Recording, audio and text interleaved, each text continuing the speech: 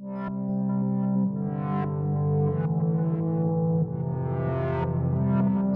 Stacy Henderson, my friend. How are you today? Very well, thank you. Welcome Just to got back from Fitted a Health and Fitness Summit. yeah, man. I'm excited to have you on board, mate. I just wanted to share a quick story with you and the viewers out there of how I met you. We met Yeah. over this workshop we went to quite frequently called the Experience. Great workshop to develop our relationships and really change the way we looked at our lives, well, my life and I'm sure your life in some ways as well. And I always saw you. Had this bubbly attitude, had this sense of freedom about you all the time, and I was drawn to that a lot more. And we hung out a lot more after the experience as well. And I got to sit down with you. We became close mates, and I got a lot of valuable tools from you. And that's why I want to bring you in the summit today, mate, because you have this essence of financial freedom in your life, and people don't think that this is as healthy to look at, but I think it's so important because you're always happy, always vibrant, and it's such an important way to have a mindset. So, mate, tell us your journey and how you accomplished financial freedom and this essence that is Stacey Henderson. Yeah, cool. Well, yeah, you're right. Like it was maybe 10, 11 years ago when I first did that workshop. At the time, I was broke. I was earning about $300 a week, and that wasn't really serving me very well. One of my favorite guys, I've actually got the book right here. I have a very good library. Throwing it on the ground. T. Harv Eker, he talks about these very basic financial habits, and I decided to adopt one back in would have been 10 years ago. I then ended up buying my first house, but the key was that I niched myself in a nice industry, a good industry that I really enjoyed, and I created a little micro niche. And then I followed some of these basic habits, and the key one I'm sure everybody's heard is just save 10%. And that might sound really basic, but my income was very fluctuating quite often. So I ended up creating this banking structure and automating that 10% savings. And I've been saving 10% for probably about 10 years now, and I've never spent it. It's still sitting there in the bank. But that gives me a nice relationship with money, and that's the key to it. Also, I'm a big fan of when I incur an expense, I like to offset it. So if I buy a car, I will only buy a car that is okay to be put on, say, Car Next Door or one of those things, so that I can offset the registration costs and the running costs and so on. And I like to offset the expenses in my life, and that's pretty much how I see my finances. So that's Wow, that's over the years has ended up being financially free. I haven't had to work for a long time now, many yeah, mate, years. that's awesome. You're retired at such a young age, and it's so good to see. So, I mean, what do you do now with your time now you're more financially free? Well, yeah, so that's interesting. I was able to stop work. I'm 40 now, and I was 33 when that happened. When I'd set up a couple of sort of passive income businesses, and I didn't have to work. So that what that gave me was an opportunity to choose what I wanted to do for work. And of course, I still wanted to get paid for it. So I ended up having that micro niche business where I was taking tours around Australia for big marketing companies, and then I ended up working as a tour guide in Europe, and I travel a lot. I've just come back from 2 months of traveling around again. I got back from New Zealand last night. So I travel, and now I help people to do what I did because to me, the benefits are immeasurable. My life is very easy now. Yeah, Mm. So and now I then you can teach. And then that's why you have that essence of, just feeling free all the time. That's what drew me towards you in the first place, you know what I mean? Just that friendship. So it's infective, mate, which is awesome. I like it. Yeah. How do you think, because we're on the topic of health and between us, we're on the topic of mindset. So how can a healthy relationship with financial freedom increase your health then, do you think? Yeah, look, I really do think it does. I don't have to think about, I mean, I'm not rich. I just want to put that out there. I'm not like a multi-millionaire. I have a set amount of money and a set amount of expenses, and my passive incomes cover my expenses. I don't go out, I'm not sitting in a penthouse suite here, but I have pretty much everything I could need. So I just wanted to clarify that. But how can it make me healthy? Is that, well, firstly, I have time during the week to go and learn and study. I've volunteered at a bunch of really good organic food stores around here over the last few years. I've go and spend time in nature, which is obviously very good for health. And I go to a lot of festivals and go away and volunteer and all this kind of stuff. But it also enables me to buy good products, of course. I get to spend time shopping around and learning my diet and studying what I eat. And but really, it's the from a mindset perspective, I just don't have to worry about money. And I think most people do. Even if they get a pay rise, they tend to spend that pay rise on things like magazine subscriptions and internet subscriptions and Foxtel or Netflix, whatever it is. And when people's income goes up, they end up spending that same amount. So there's always that stress around money. And I think it's the best thing about being financially free as such. And by the way, the definition, Liam, I think is important here. For me, financial freedom means that my fixed and variable expenses are covered by passive or semi-passive incomes. So if that means I have to work 1 or 2 hours a week and get a good pay rate for those hours, then that's still kind of passive, because I can do that from any part of the world. So it just means I don't have to stress about money, which I'm pretty sure everybody understands that stress creates all this kind of energy and acid in our stomachs and whatever it might be. And I really don't have to think about that stuff anymore. So it's a big portion of my life, of anyone's life really, is finances and money. And I'd say maybe 25 to 30, 40% of where people put their energy is managing and creating their money. So I have all of that spare energy, which tends to come out in smiles and climbing trees and having fun all the time. So it's definitely a good thing for health. And that's what I like about it, mate. That's why I really want people to share that wisdom that you have, because it's not so much about just having the most money in the world, because the people with the most money in the world they're still finding themselves not as happy. And then you're sitting at that financial and that key word there, freedom. And that's what I really want to share. And I think it's a healthy part of our life. So what process or simple process we could start with together, start our journey on a healthy relationship with money? Do we have? Well, Liam, if you recall, I don't know how many years ago it was, we did something called Finding Zero. It's an Excel sheet. Does that sound familiar? Yeah, we did actually. Yes, we did. We sat on my front lawn in the sun. Yeah. So let's go through that process. What's that? Sorry. How could we share this simple process with people?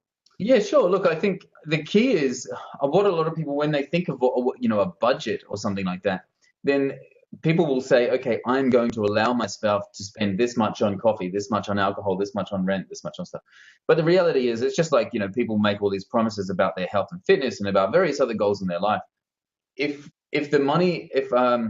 my so-called budgeting is about what I want or plan or hope to do in the future, then that has a certain application. But what I like to do is get people to audit the way they actually spend, how they've been spending their money for the last 6 months to a year, and where their money actually goes. And when they see that, and I've done that in here in my workshops and stuff with hundreds, probably thousands of people now, and it really does give them a smack in the face, because they see where their money goes. And what that is just an Excel sheet where you write down how much you spend on everything. That includes Valentine's gifts, flights to see family, Christmas presents, haircuts, manicures, makeup, doctors, all that sort of stuff. Because when people think about budget and where their money goes, they typically think of, utilities, rent, transport, food, maybe miscellaneous like drinking or whatever.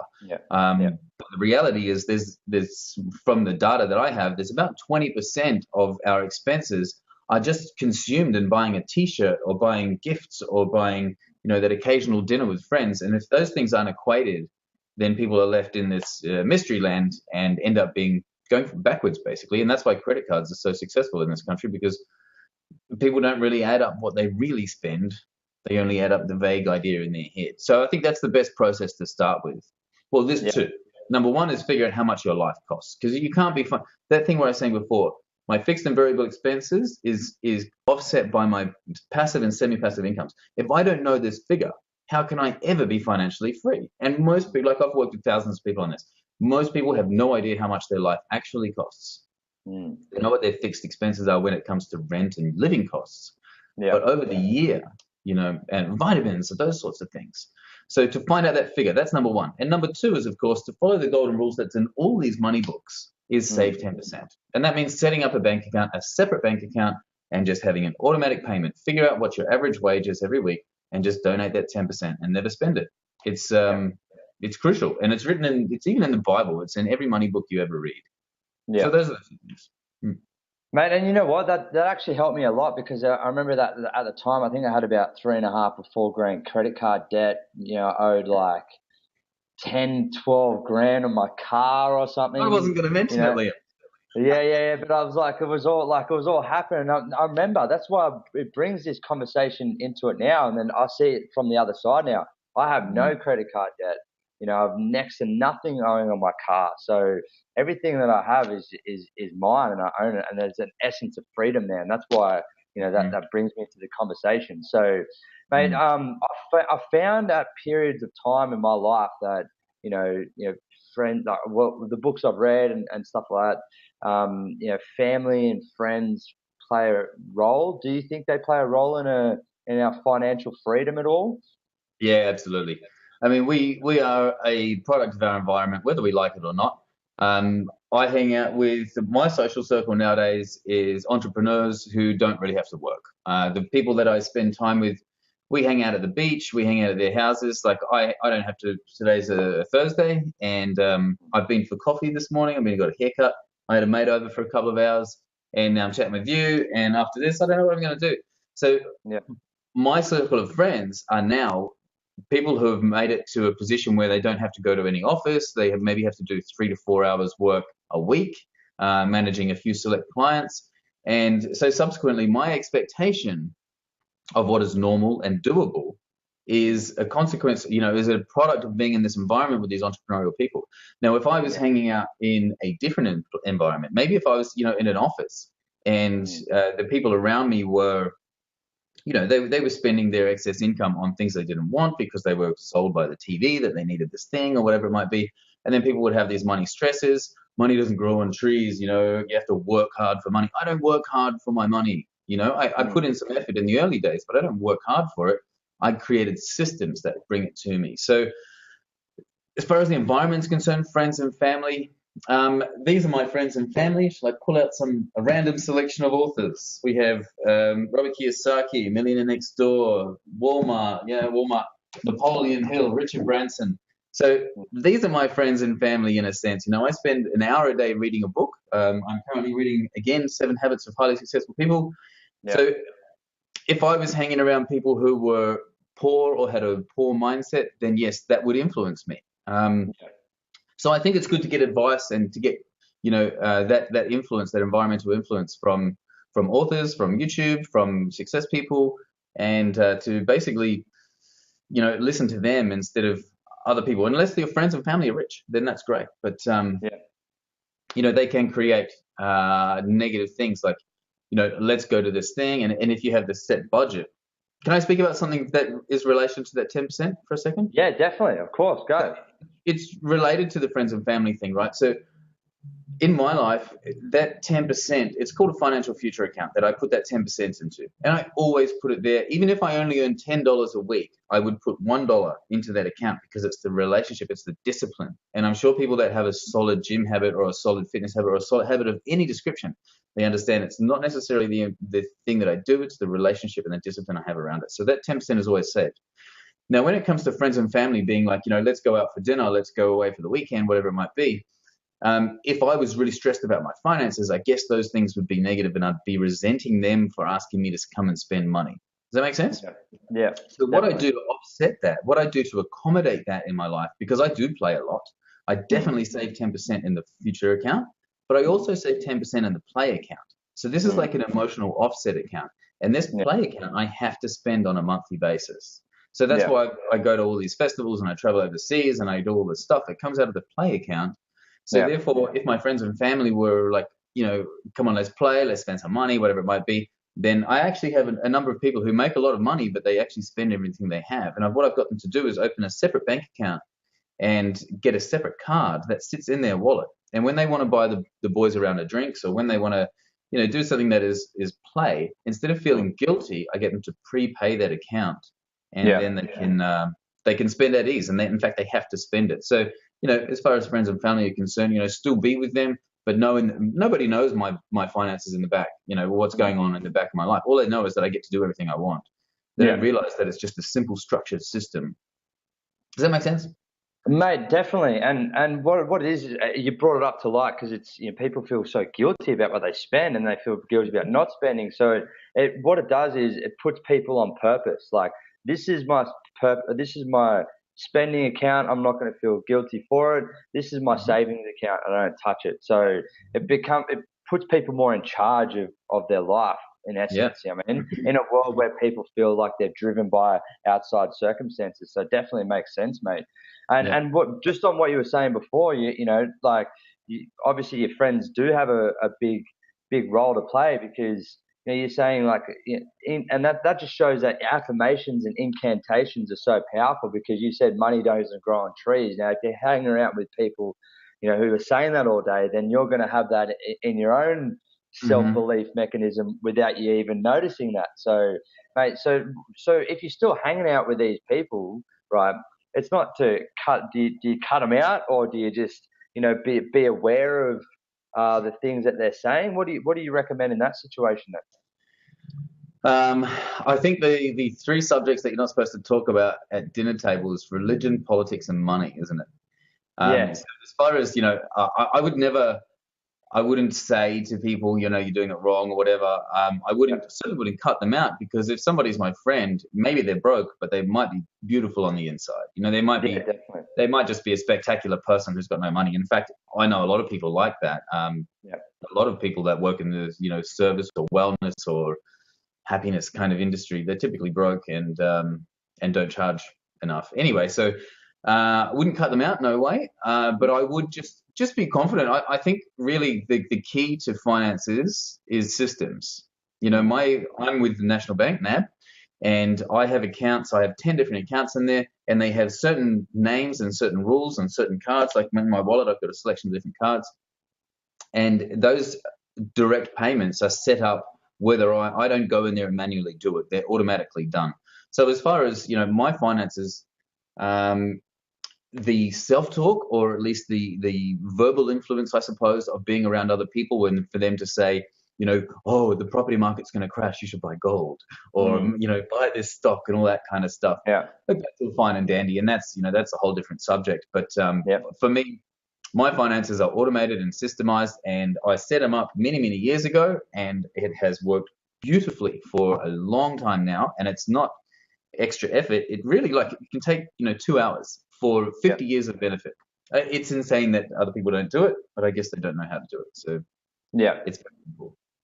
Yeah, exactly. Right. I didn't really go on the friends and family stuff, but mate, that's perfect. You did. So, mate, hypothetical question then. If I had no money, I didn't have a job, never really exercised, always beat myself up, how can I start my journey of a successful, independent, healthy individual like yourself? Yeah, look, I think the key to happiness in life, and pretty much progress in pretty much any field that I can think of, is honoring my word. So that comes down to doing agreements. Now, for me, I've already mentioned I do my hour of reading every day. That's an agreement that's been with me for 6-7 years, maybe. And I have done that in every circumstance. Sitting in Burning Man Festival, been up 2 days straight, and I wake up in the morning, I have my coffee and read a book. And so that habit is so ingrained, because it started small. I used to read perhaps on the train or something like that. I can't remember where it started. But I think for somebody to get out of what they would consider maybe a rut, or my life's not working, or whatever it might be, I really mean this with every ounce of my heart, that one small agreement to be done every day, and that could be, if it's health and fitness, maybe one push-up.